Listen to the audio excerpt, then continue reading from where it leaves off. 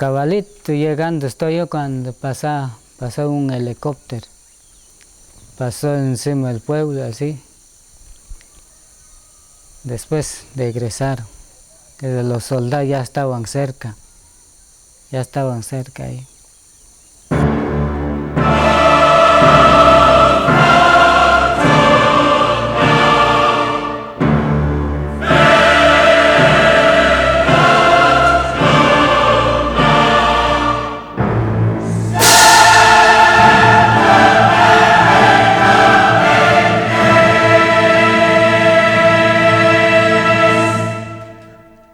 Con 11 millones de habitantes y con más de la mitad de la población indígena y campesina, Guatemala es un país fundamentalmente agrario.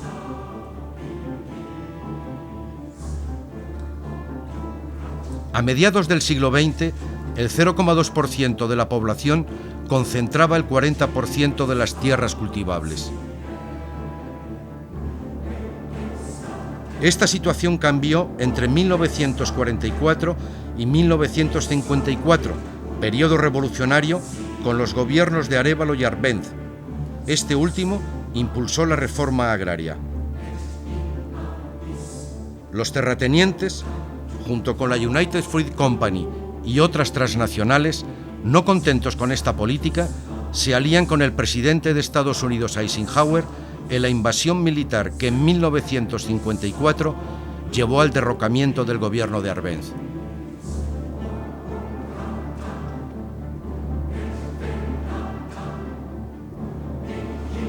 En 1960, debido a las grandes desigualdades y el descontento generalizado de la población y parte del ejército, algunos militares junto con los campesinos se sublevan contra el gobierno títere, provocando el surgimiento de la guerrilla y consecuentemente de la guerra. La represión contra los insurgentes fue brutal, recrudeciéndose aún más al principio de los años 80, donde empiezan las grandes masacres.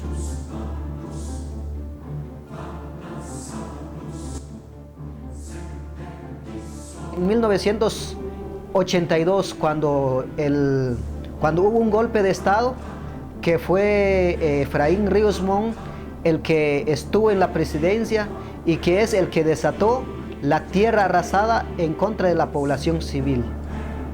Entonces es donde surgieron las masacres más grandes, las masacres de Cuarto Pueblo. Aquí en esta parte está ubicado Cuarto Pueblo, en Ixcán. Y me entró en él, como ahí están los soldados. Escondí otra vez, como 5 o 10 metros, escondí otra vez ahí. Entonces llegan, reúnen a la gente, encierran a la gente en la iglesia y en la escuela, y después le pegan fuego a la iglesia y a la escuela con toda la gente adentro. Empezaron a matar a todos los hombres y después terminaron matar a todos los hombres, los encerraron en una casa grande, a todos los que estaban vivos todavía, niños, mujeres y así, adultos, todos los metieron a esa casa. Después le prendieron gasolina y los quemaron vivos dentro de la iglesia, así la iglesia grande, ahí los quemaron. El fuego está ardiendo, lo tiran ahí. Sale uno, entran otros, sale uno, entran otros. Está tirando en el fuego. Entonces yo solo estoy pensando, tal vez lo quitan por pedazos, se van a tirar allá. Y ametrallan sin parar, al más puro estilo nazi. Ametrallan sin parar. Ahorita hay que abrir el fuego. Júbilo, dicen ahí. Entonces le abrieron el fuego, pues sí, van a hacer, así van a tirar hacia. El último día las pusieron a correr, después de hacer todo lo que ellos quisieron con las mujeres, las mataron y las metieron en esa poza, les metieron gasolina y las quemaron. Así fue esa masacre en Cuarto Pueblo. Entonces la gente, algunos, como suele ocurrir en esos casos, algunos logran escaparse. Unos niñitos, otras personas más grandes, se logran escapar. Y es por eso que se conoce, porque en ese momento no habían testigos más que ellos mismos allí. Así lo mataron los que se quedaron en el centro. Solo lo mataron vivo. Así lo hicieron. La imagen que tenga fuera de la frontera sea diferente. Lo único que sí es cierto es que en 16 meses ganamos una guerra de 20 años. Y ese es el fracaso más grande que ha tenido ciertos medios de comunicación.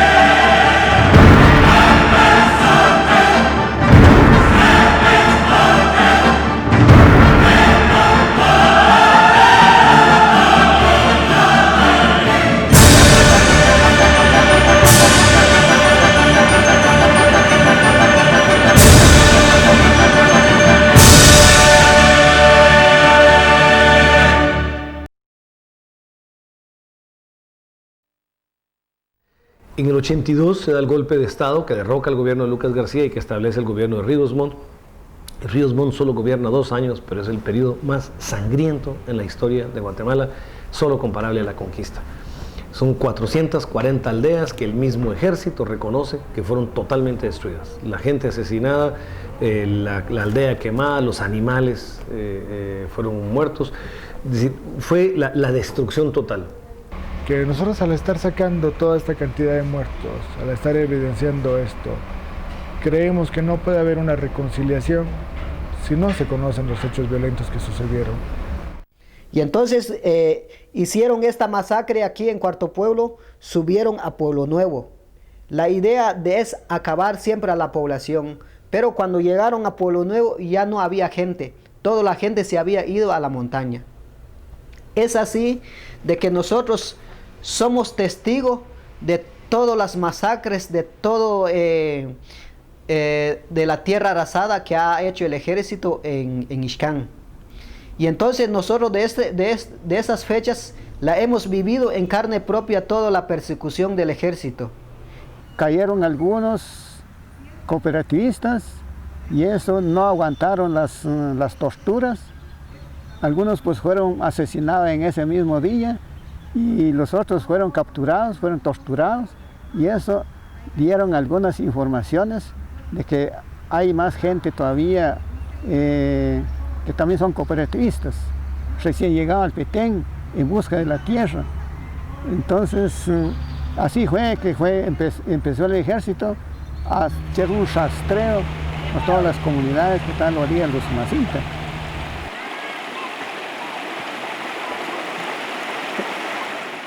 Podemos tener una fractura muy dolorosa, por ejemplo, en un brazo, que va a doler mucho, pero en ese momento no está causando la muerte, lo igual que en los dedos. Y eso, se miran los procesos regenerativos, quiere decir que la persona todavía estaba con vida. Y esto lo encontramos principalmente en aquellos lugares como centros de detención que hubieron en ese momento y que, bueno, después las propias fosas estaban en el interior de estos lugares.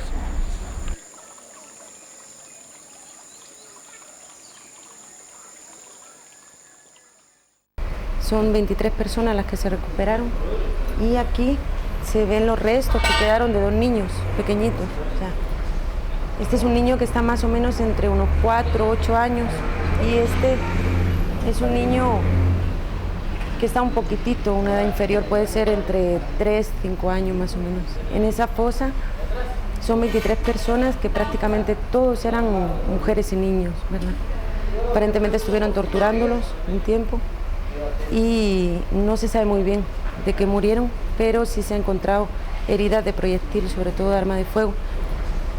La mayoría de las comunidades la gente vive y sigue viviendo con las personas que fueron los hechores en ese tiempo.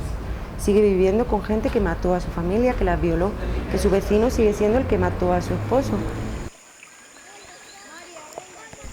Recordar todo lo que ha sucedido en el pasado, uno vuelve a vivir nuevamente todo lo que sucedió. Yo tenía 8 años cuando sucedió eso, era muy pequeña, fue en el 82.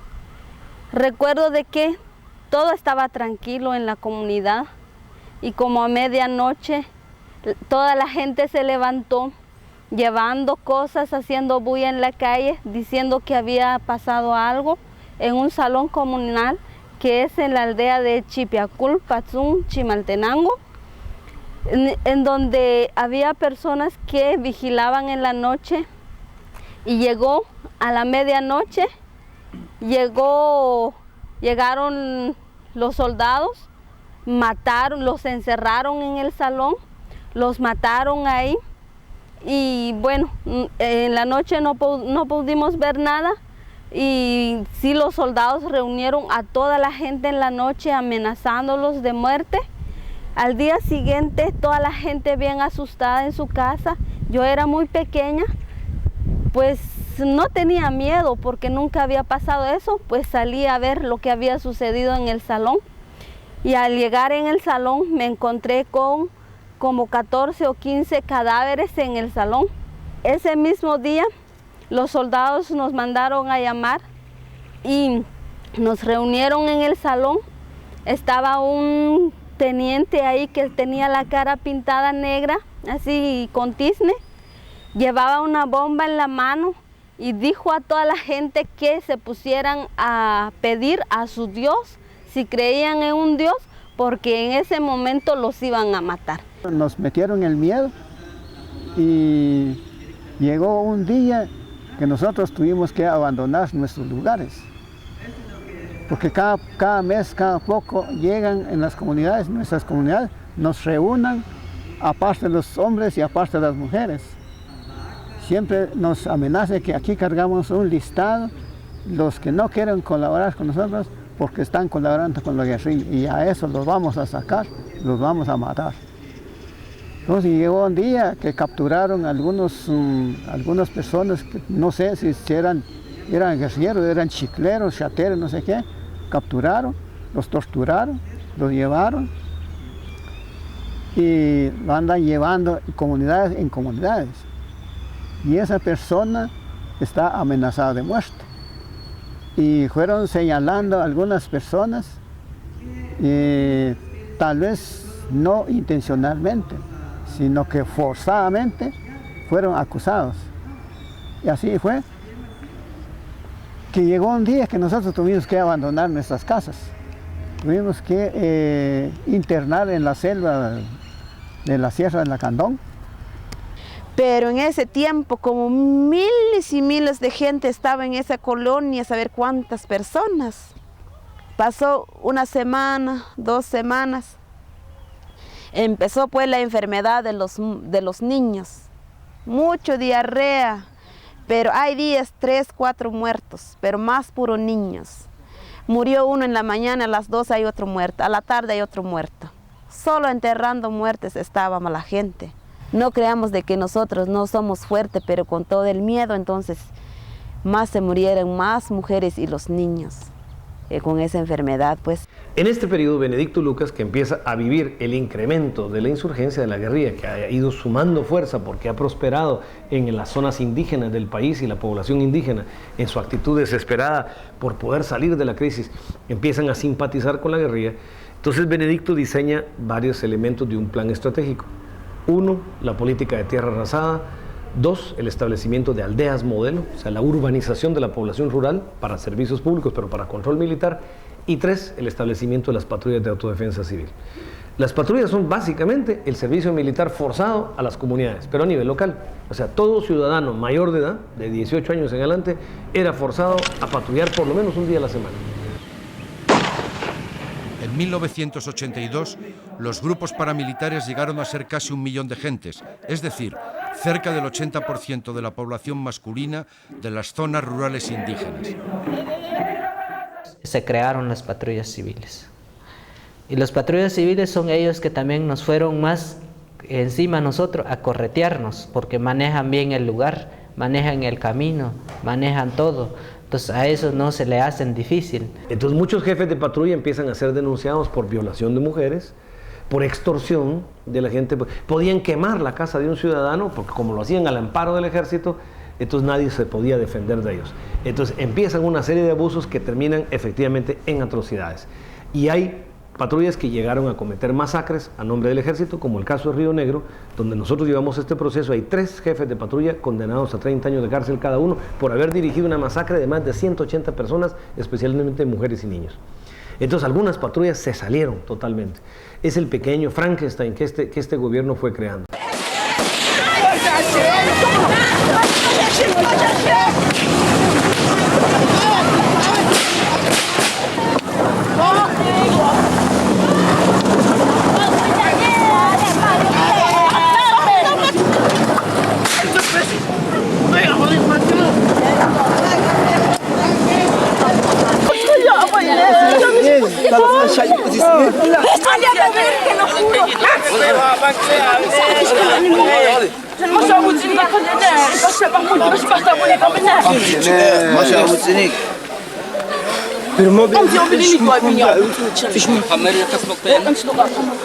Con el apoyo que tenían, con el respaldo que tenían del gobierno de los Estados Unidos, del gobierno de Israel y de otros gobiernos títeres de los Estados Unidos y muy represivos como Argentina, por ejemplo, con todo ese respaldo, aquí vinieron asesores argentinos a estar en las unidades militares directamente en combate.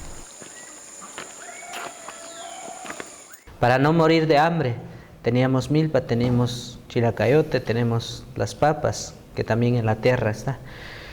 Pero como el ejército, para que morimos por el hambre, para que nos entregamos, el ejército cortó toda la milpa y eso le llamamos tierra arrasada. Por ejemplo, ellos cuando mataban a la gente, a los niños los agarraban de la patita, les daban con un palo en la cabeza y los dejaban muertos. A las mujeres embarazadas, por ejemplo, que ellos mataban, las rajaban, les metían un palo así es decir, de atrás hasta adelante, dejarlos como que si fueran pollos dorados, así contra 2 estacas. A veces ellas están embarazadas, los niños dentro del estómago de la mamá. Entonces miramos que de verdad ellos no respetaban a nosotros, pues. A los hombres, por ejemplo, les quitaban la cabeza o los dejaban colgada del testículo, hacían los árboles, así dejaban a los hombres. Y entonces nosotros entendíamos que de verdad el ejército nos respetaba, pues. Y si nosotros nos dejamos, de por sí nos iban a matar. Entonces lo que nos quedaba era defendernos, pues. Únicamente era defendernos, porque ellos no nos respetaban, pues. En algunos lugares se produjo un desplazamiento de hasta un 80% de la población.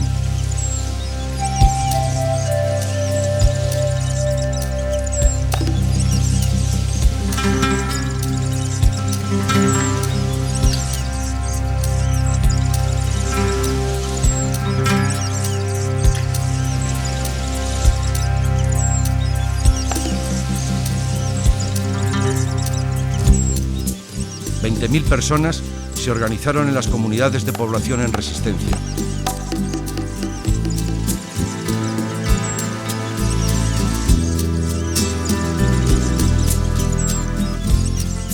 Trabajar en colectivo es trabajar para todos. O sea que nosotros, cuando nos quedamos bajo la montaña, no tuvimos ninguna distinción, sino que nosotros trabajamos para todos, para aquellos huérfanos que se quedaron, para aquellas viudas que se quedaron y todos los que quedamos sobreviviendo la represión. La CPR durante los años, digamos, de la resistencia ha venido pensando mejorar la educación, mejorar la salud, mejorar la alimentación, mejorar la vida social y también buscar un desarrollo integral y sostenible. También la educación escolar nunca lo dejamos por un lado, siempre lo mantuvimos alfabetizando a la gente, los niños, las mujeres, los hombres, parejo. mucha gente aprendieron a leer y escribir en la selva. Ese trabajo lo empezamos desde el 83, 84, 85. Siempre hay una persona encargada sobre la alfabetización. Entonces nos fuimos sufriendo, pero también desarrollando. Se combinó la idea para la medicina natural, lo que se usó allá. No se usó tanto químicos, porque ¿dónde hay que traer? Pero varias clases de montes que se conoció que se puede curar, se puede salvar a alguna gente, a algún herido con estas medicinas naturales. ¿Cómo hacemos para mantener la disciplina, la educación y el respeto entre nosotros mismos? Empezamos a crear una cultura de respeto entre hombres y mujeres. Compartimos el trabajo. Ya el trabajo de la cocina ya no solo trabajo de la mujer, sino que también es trabajo del hombre. Con tal de que la mujer tenga un descanso, tenga el tiempo para dedicarse a otras actividades, por ejemplo, la alfabetización. Pues esto es la que nosotros fuimos aprendiendo en la educación y al igual en la cuestión organizativa. Nadie, un dirigente, puede decidir una cosa encima de todo. Esto si hay una decisión, se puede hacer, se realiza consultas y donde se define es la asamblea determina. Y si alguien comete error, sería sancionado, pero no con multa, no con pisto, que nos paga, no. Hay que hacer obras a la comunidad.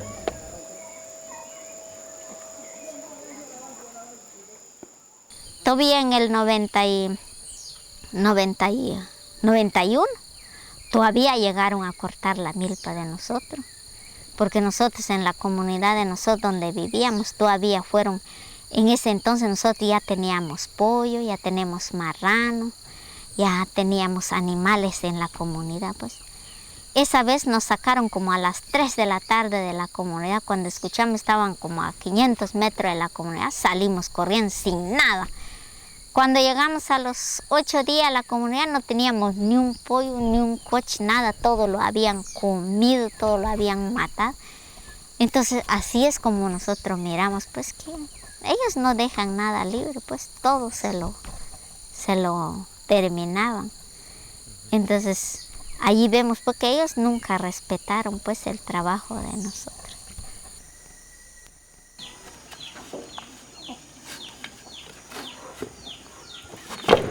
Híjole, ya salieron, ve allí, ve.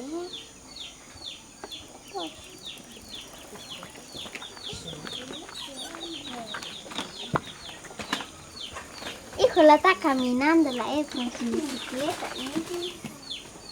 Ya la mira.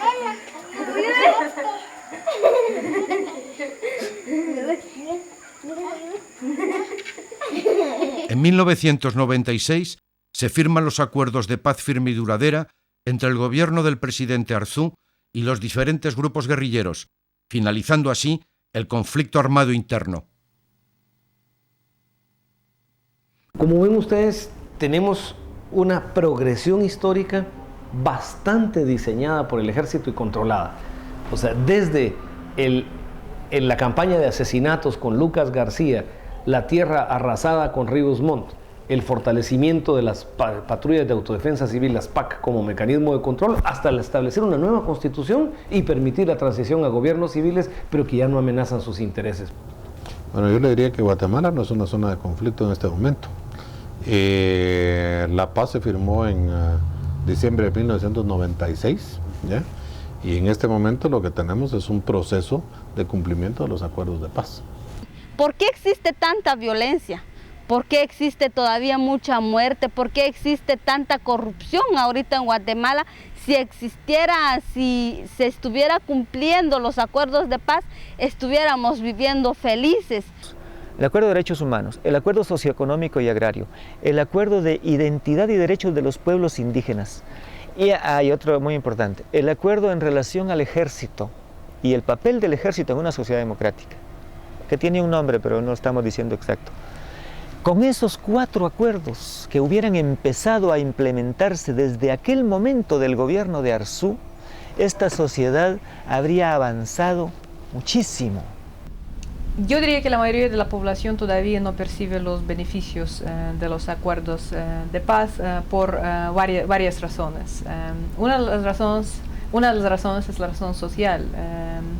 Guatemala es un país de extrema pobreza. Si no me equivoco, según los datos del Informe de Desarrollo Humano, Guatemala ocupa uno de los últimos lugares. O sea, la situación de pobreza es una de las peores en América Latina. Hoy por hoy estamos en el proceso, como lo decía yo, de cumplimiento de todos los acuerdos de paz que poco a poco se han ido cumpliendo de acuerdo al programa que se ha establecido para ello.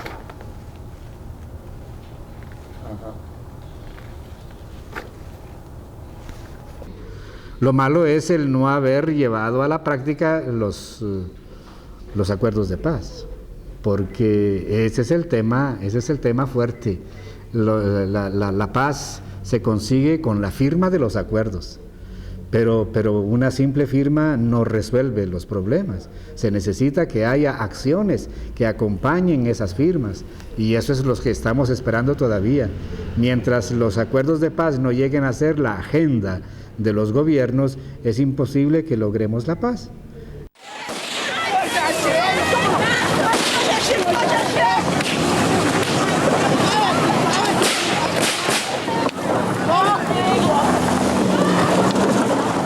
Tenemos una crisis política provocada por este gobierno que está creando ambientes de ingobernabilidad.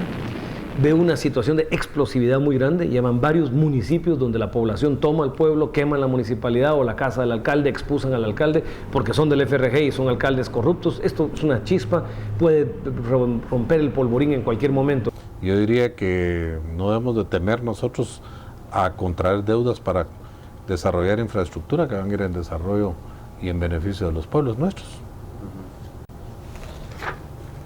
Si a esto le agregamos la crisis del café, la caída estrepitosa de los precios del café, y siendo el principal producto de exportación de Guatemala, la crisis que provocan los productores, pero también el desempleo que provoca para los cortadores, y la crisis de la sequía que ha provocado regiones de hambruna que nunca se había dado en el país. Había habido hambre, pero nunca hambruna, nunca niños muriéndose de hambre. Me parece que estamos en un momento de una crisis agudísima en el país. Pero como toda crisis es en el fondo una oportunidad, yo creo que de esta crisis se están dando los elementos para la reestructuración del tema de la tierra, porque la caída de los precios del café y la descomposición de la producción del café y las grandes plantaciones de café implica un cambio de modelo económico en las zonas rurales e implica un cambio en la tenencia de la tierra. Esta es una gran oportunidad para empujar estos cambios y el movimiento campesino está presionando para esto. ¿Dónde queremos a los yanquis?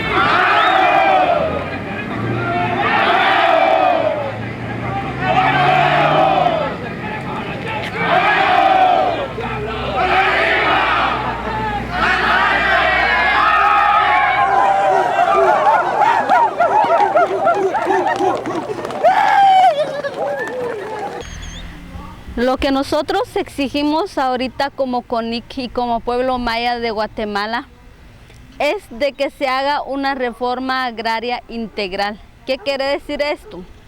Que no solo queremos una reforma agraria de que se distribuya la tierra a cada campesino, sino que vaya complementándose con asesoría técnica, con apoyos económicos para que haya una producción y así vamos a tener seguridad alimentaria, porque soberanía alimentaria, perdón. El desarrollo rural tiene de romper el esquema de la concentración de la riqueza, ¿no? Que debe redistribuirse la riqueza en todos los aspectos, pero dentro de eso, como poner el dedo central en la reforma agraria.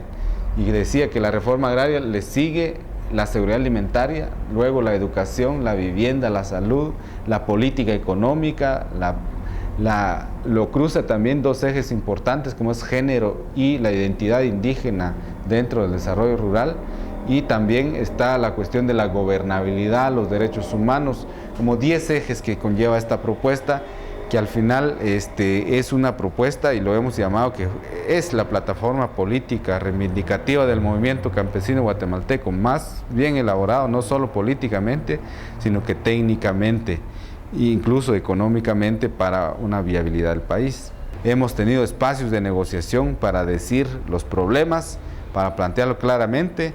No se nos ha dado respuesta por parte del gobierno en términos concretos de resolver necesidades de tierra, pero mucho menos el diseño de una estrategia de país a corto, mediano y largo plazo del desarrollo rural.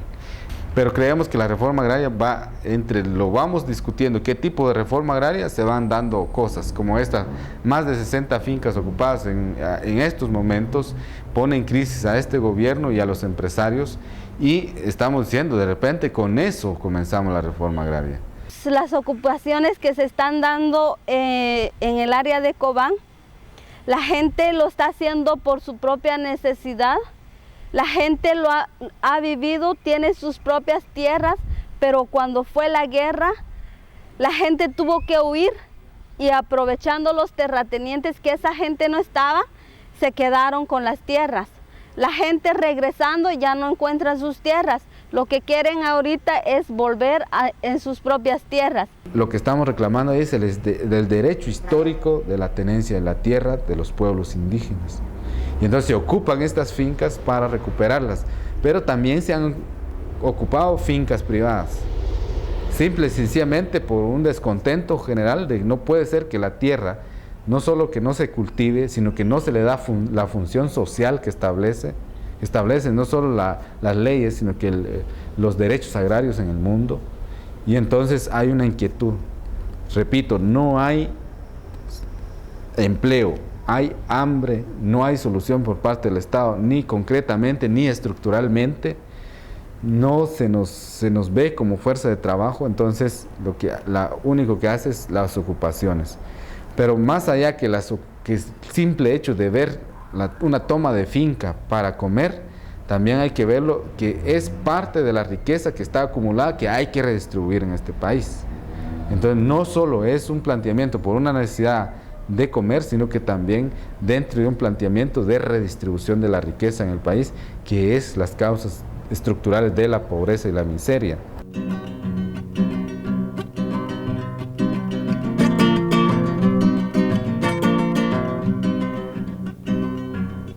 Apúrate campesino, apúrate, ya cantó el gallo de doña Juana, se va a enojar tu patrón si no llegas tempranito a sembrarle con primor. Y como no tenés tierra, siembras en la tierra del patrón. Como no tenés tierra, siembras en la tierra del patrón.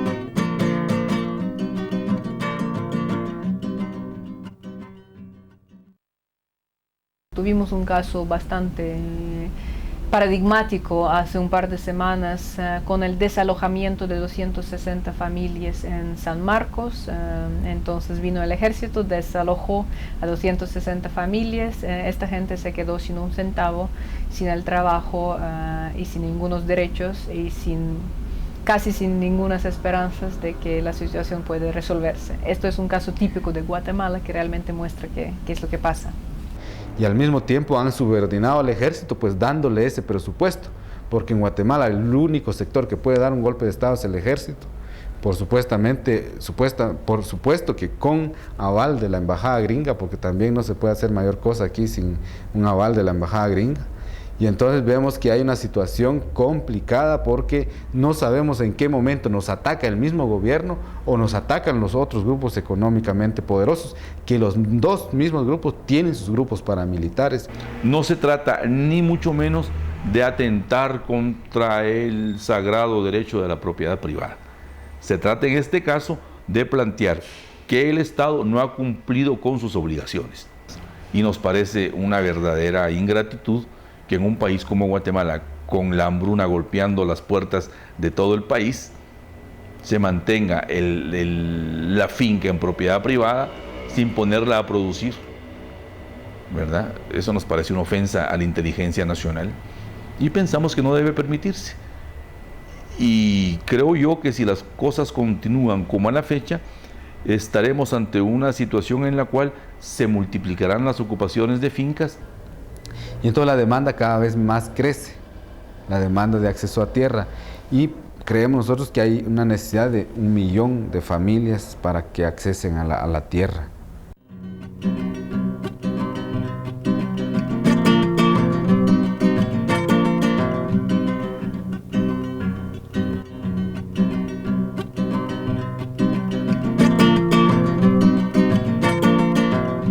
Quienes no respetan los compromisos son los funcionarios de gobierno, los propietarios que no cumplen con sus responsabilidades laborales, ¿verdad? Y ellos son los autores y causantes de la ingobernabilidad del país, no los campesinos que quieren simplemente tener un poquitito de tierra para pasar el hambre. Eso es.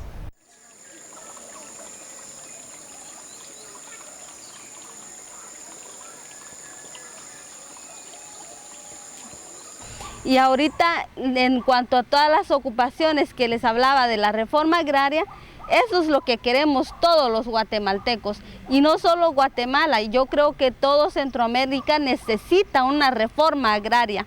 Solo a eso podemos decir de que sí, podemos llegar a un acuerdo, podemos decir de que sí, puede haber una paz.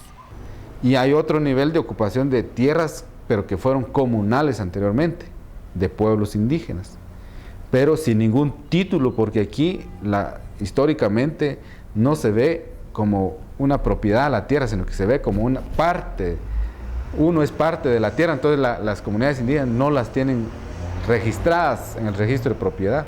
Cuando se habla del problema de pueblos indígenas, no se puede desvincular del problema de la tierra. Es demasiado fuerte el vínculo cultural, afectivo. Un pueblo indígena sin tierras pierde parte esencial de su razón de ser, de lo que le ha dado la vida, de cómo ellos han desarrollado. Ese es un punto que yo creo que hay que insistir bastante.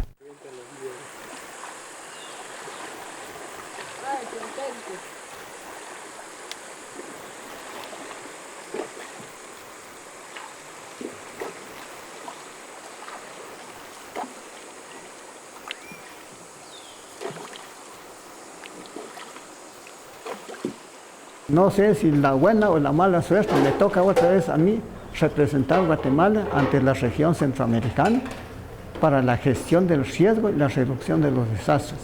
Entonces, ahorita la CPR está formando parte de esa organización comunitaria. Trabajamos en el Petén para desarrollar la red comunitaria con 15 comunidades para la prevención de los desastres. Ahorita lo que estamos tratando de prevenir son los incendios forestales, porque la selva del Petén es la única selva que queda en Centroamérica y que es el tercer pulmón del continente y el quinto pulmón del mundo. Es la que purifica el aire y lo que produce el oxígeno. Esa es una de las preocupaciones que tenemos nosotros y eso fue lo que aprendimos en la selva durante el tiempo que anduvimos ahí. Nos ayudó, nos protegió, nos alimentó y nos hizo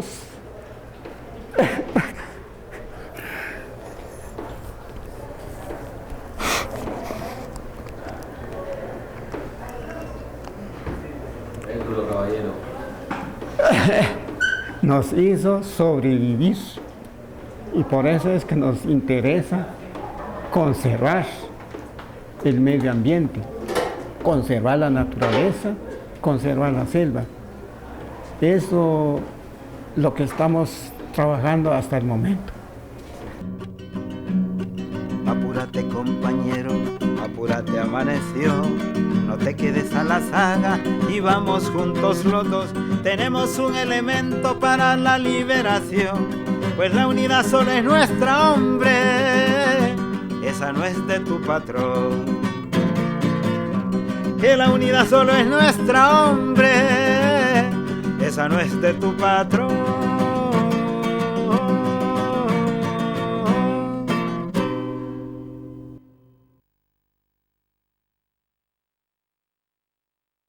Precisamente después de la firma de los acuerdos de paz, es que se han hecho grandes inversiones en Guatemala, y básicamente por compañías europeas que han invertido más de $1.000 millones solamente en un sector, en el sector eléctrico, por no mencionar otros sectores. Cada gobierno que ha sucedido al siguiente ha sido más corrupto y el siguiente le ha ido ganando al anterior en corrupción. Entonces, ¿qué podemos esperar los guatemaltecos? No tenemos esperanzas. Yo le diría que estos países, en términos generales, y Guatemala específicamente, son países de gran oportunidad. Las rentabilidades de los proyectos y la realización de los proyectos son mucho más fáciles de hacerlas aquí que en cualquier país desarrollado. Entonces yo creo que esa es una oportunidad que los inversionistas ven para venir aquí. Los partidos políticos han sido un verdadero desastre para Guatemala. No hay posibilidad de salir así como estamos. Es lamentable tener que reconocer que es la única vía mediante la cual llegamos a las elecciones, pero es que realmente los partidos políticos han sido una verdadera vergüenza para Guatemala. No hay posibilidad de salir adelante con este estilo de vida. Ahora el poderoso, el terrateniente, el empresario hace y deshace a su sabor y antojo, porque con su dinero puede comprar la ley, puede comprar la justicia.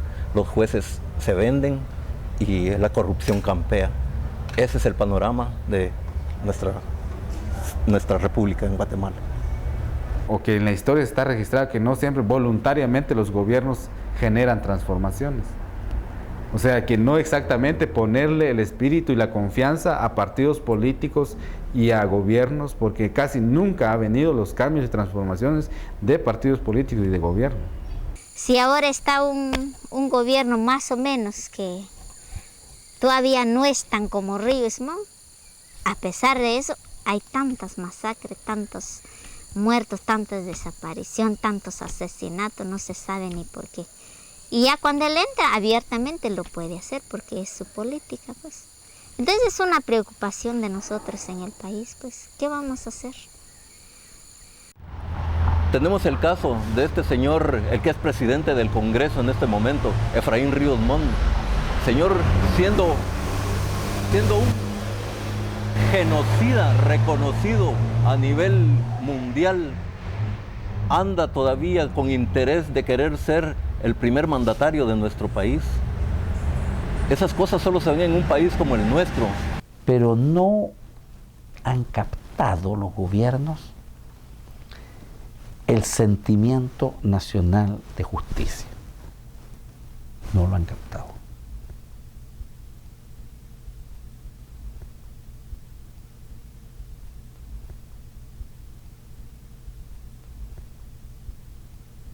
Mucha gente pues tema de que si Ríos Montt gana el poder, pues puede suceder otra vez. Pues para mí, ojalá pues otros países que también pueden ayudar, pueden apoyar a que no él entre a gobernar otra vez Guatemala. Los expatrulleros civiles, ¿cómo es posible de que se esté creando un impuesto para favorecerlos a ellos? ¿Cómo es posible que el mismo pueblo que fue masacrado por estas organizaciones tenga que pagarles por el daño que les hicieron? Esas son cosas que como les repito, solamente en nuestro país se pueden ver. Es increíble. Porque en el FRG, más que en el PAN también, pero más en el FRG, se concentra la mayor cantidad de militares en activo y retirados que han tenido la responsabilidad de todo lo que ha ocurrido en este país durante todos los años de guerra. Ahí están concentrados y ellos tienen el control. Detrás de Ríos Montt, de Lucas García, de Mejía Víctores, de Chupina, de Shell Eugenio Laureros García, que fueron los militares principalmente, provocaron esta política de genocidio, etnocidio, de tierra arrasada, pues hay también intereses económicos y políticos, ¿no? Está claro que aquí hubo un intento de exterminación de población indígena, Pero como he dicho, eso se conoció un poco menos en el mundo, de eso se habla un poco menos. Sí que se paró el conflicto armado, pero si la tarea principal es construir la sociedad democrática, todavía estamos muy lejos de esto. Nosotros estamos convencidos de que la política de tierra arrasada del ejército, que se realizó a través de masacres sistemáticas que se pueden incluso seguir en una progresión geográfica, fue una política diseñada a partir de una visión racista del país. Como estas eran comunidades indígenas de origen maya, que empezaban a simpatizar con la oposición o con el movimiento insurgente, podían ser eliminados como grupo social. El delito de genocidio siempre se tipifica por el propósito de eliminar a un grupo identificado por razones étnicas, raciales, culturales o religiosas. Y en este caso nosotros estamos convencidos, la Comisión de Esclarecimiento Histórico además lo establece en su informe, en Guatemala hubo genocidio del año de octubre del 81 al año 83, o sea, la última parte, los últimos 6 meses del gobierno de Lucas García y los 2 años o año y medio del gobierno de Ríos Montt. Y esto es importante documentarlo.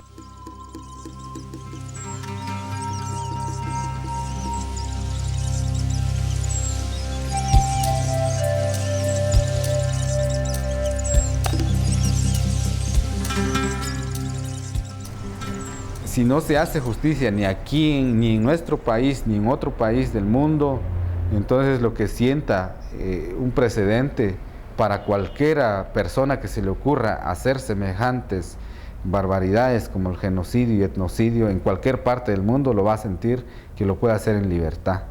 Y entonces no solo eso, sino que también el que permita que haya una reconciliación es porque se haga justicia.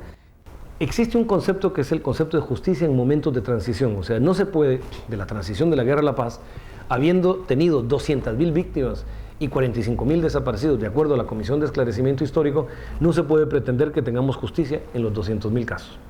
Pero sí se puede pretender que en los casos más simbólicos, más significativos, más grotescos y mejor documentados, sí se haga justicia. Entonces en este han dado el paso 21 comunidades. Hay muchas comunidades todavía muy atemorizadas por el tema de los patrulleros de autodefensa civil ahora y las amenazas que el mismo ejército hace. Pero hay 21 comunidades, que son 10 en el caso de Lucas García y 11 en el caso de Ríos Montt, que sufrieron masacres, sufrieron genocidio, que estuvieron dispuestas a crear una asociación de víctimas, y es esta asociación de víctimas que se llama AJR, Asociación Justicia y Reconciliación, que presentaron las 2 demandas. En junio del 2000, la demanda contra Lucas García, y en mayo del 2001, la demanda contra Ríos Montt. Guatemala, cuando el horror está presente, los cementerios clandestinos están presentes, los desaparecidos están presentes, o sea, no es una historia del pasado, el horror es una historia del presente. Yo diría que gracias al terror en Guatemala es que Ríos Montt está en el poder. ¿Qué palabra más hermosa que reconciliación? Todos queremos estar reconciliados, claro que queremos estar reconciliados. Pero es reconciliación, un empate moral en que los violadores de derechos humanos se pasean como cualquier hijo de vecino por la calle. Son diputados, son senadores, son ministros, pueden llegar a ser presidentes en algún momento, pueden llegar a ser jueces, son profesores, como personas tan honorables como los que nunca torturamos. Primero hagamos justicia, y esa es la base de la reconciliación. Pero ¿quiénes son los responsables en ese momento? ¿Quién hizo el tierra arrasada? ¿Quién mató a la población de la CPR? ¿Quién quemó la gente? Eso fue Ríos Montt, fue Lucas García. Pero ahora, tranquilo, están en el poder,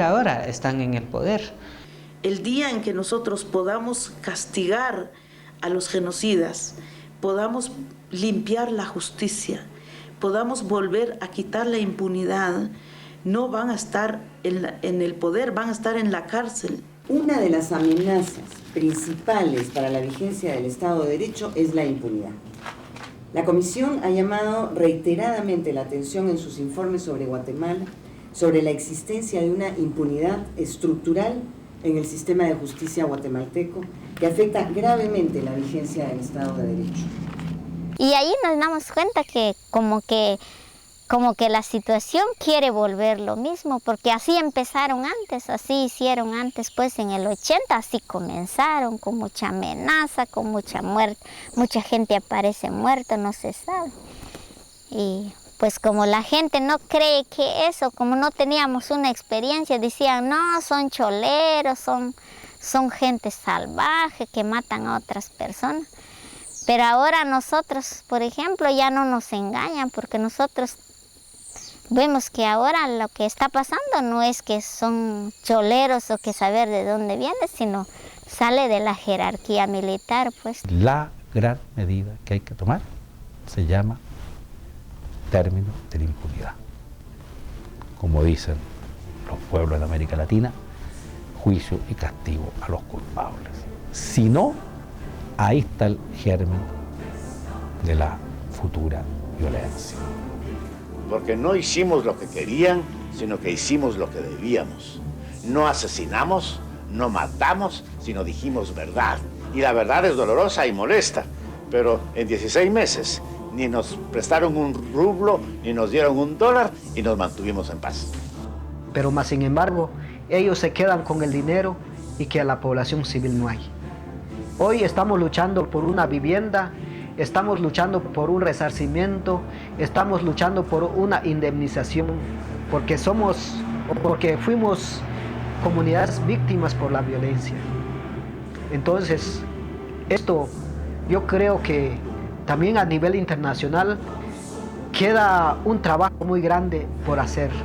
Si no se hace, yo creo que la situación se va a repetir.